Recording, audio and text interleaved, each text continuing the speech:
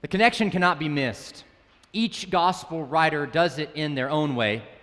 Matthew starts at the very beginning by giving us Jesus' family tree. Boaz, the father of Obed, whose mother was Ruth. Obed, the father of Jesse, and Jesse, the father of King David. And on through the generations until it says, and Jacob was the father of Joseph, the husband of Mary, and Mary was the mother of Jesus, who is called the Messiah. Jesus is descended from King David. Luke does it a little differently. He weaves the connection into the Christmas story.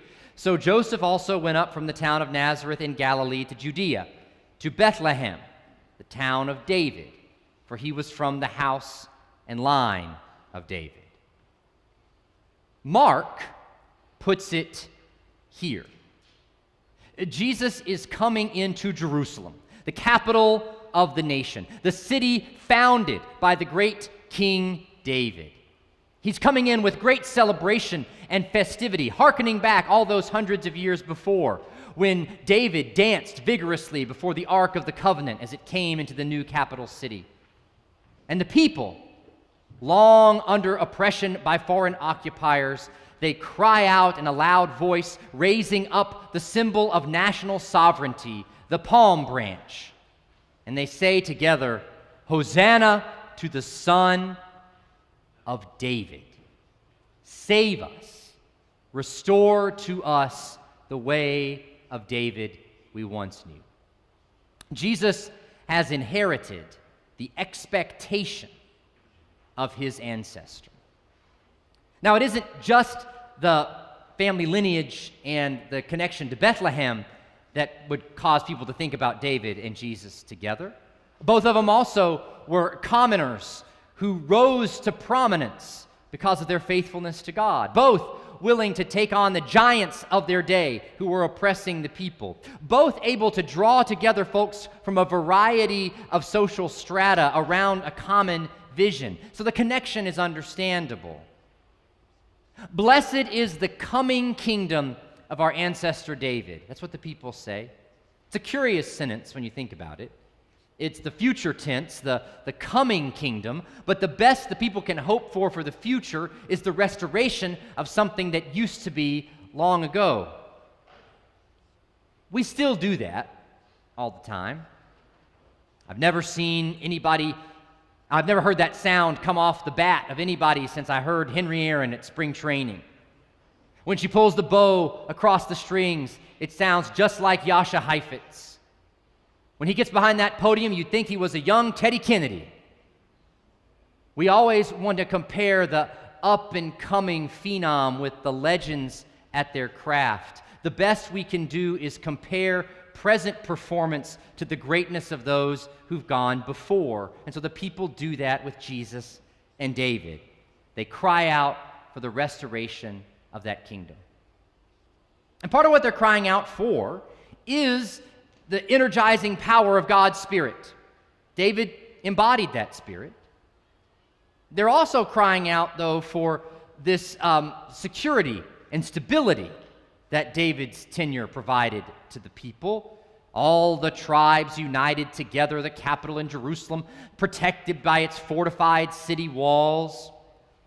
Now, if you read the story, the security of Jerusalem wasn't perhaps as solid as the people say, but that's something that we do as well.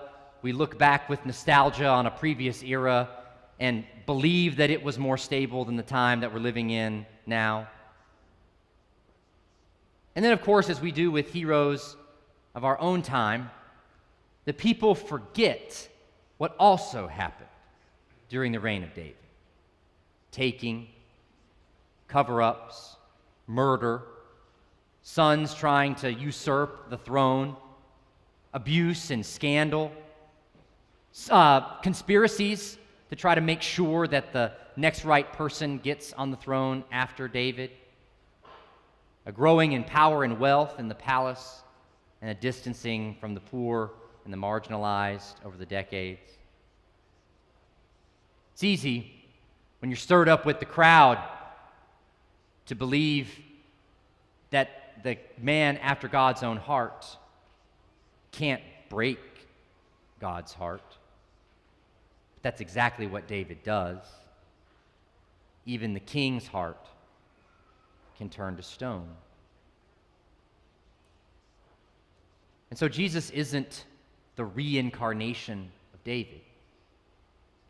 Jesus is the incarnation of God. Jesus isn't here to restore national sovereignty to a people. He's here to enact the great reconciliation of all of humanity to God. Jesus isn't the man after God's own heart.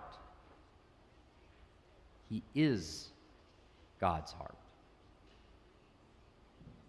Jesus is the will of God.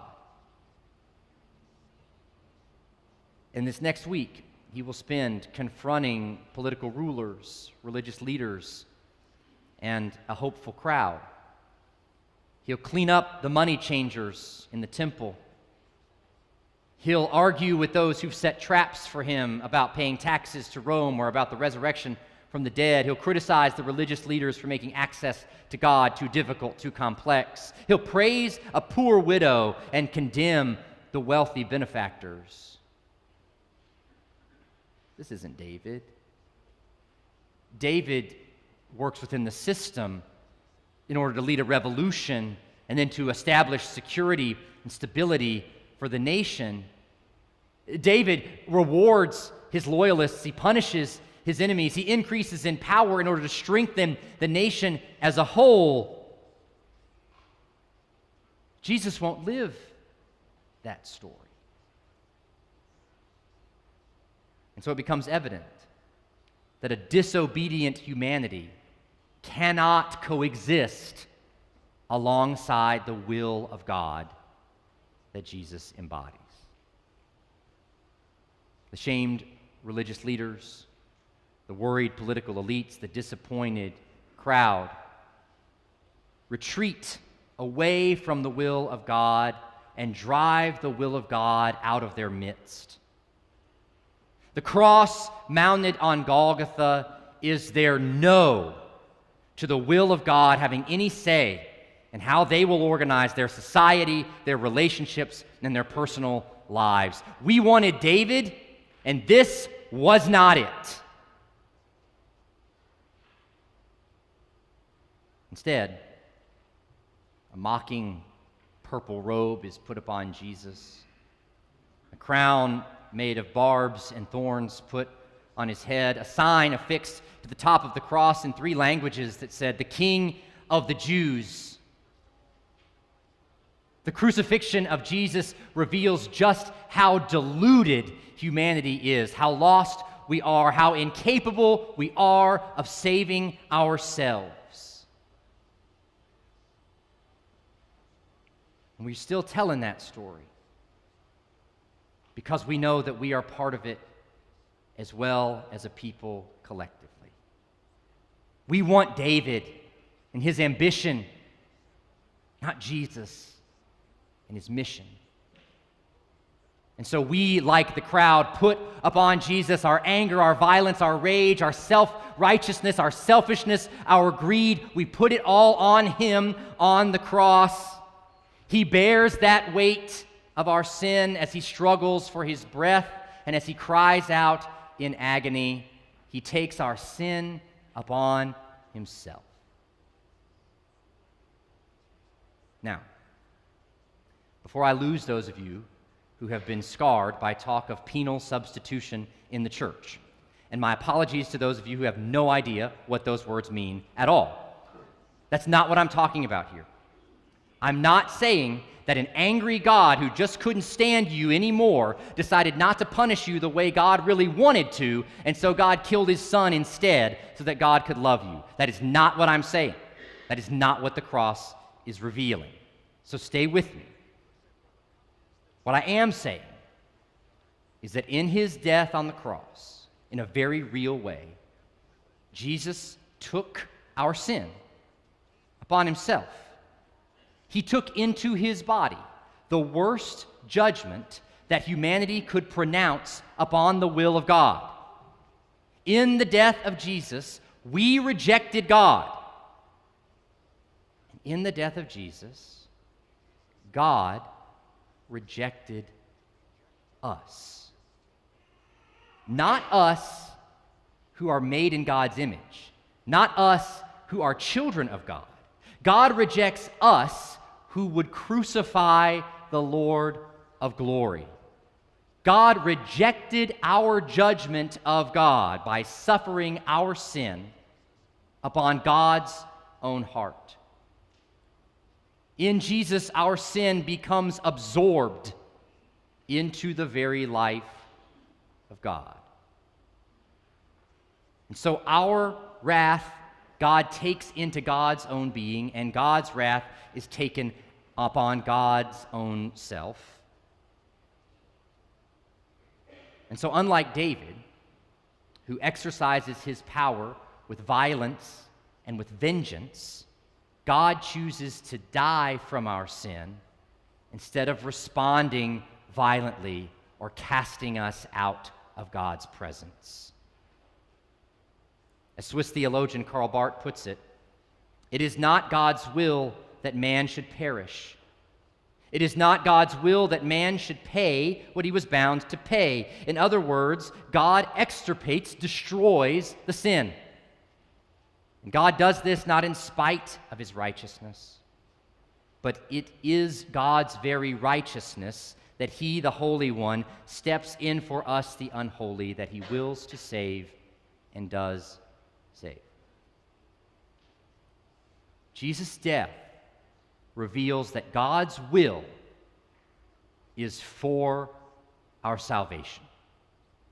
If Jesus had responded like a warrior, David, if he'd taken his slingshot and taken out Pontius Pilate, if he'd drawn a sword and attacked the Sanhedrin who sent him to his death, if he'd cast into exile all the crowds who called for his crucifixion, then he would have revealed that God's will is to balance the scales, that God expects us to have to answer for all of our wrongdoings.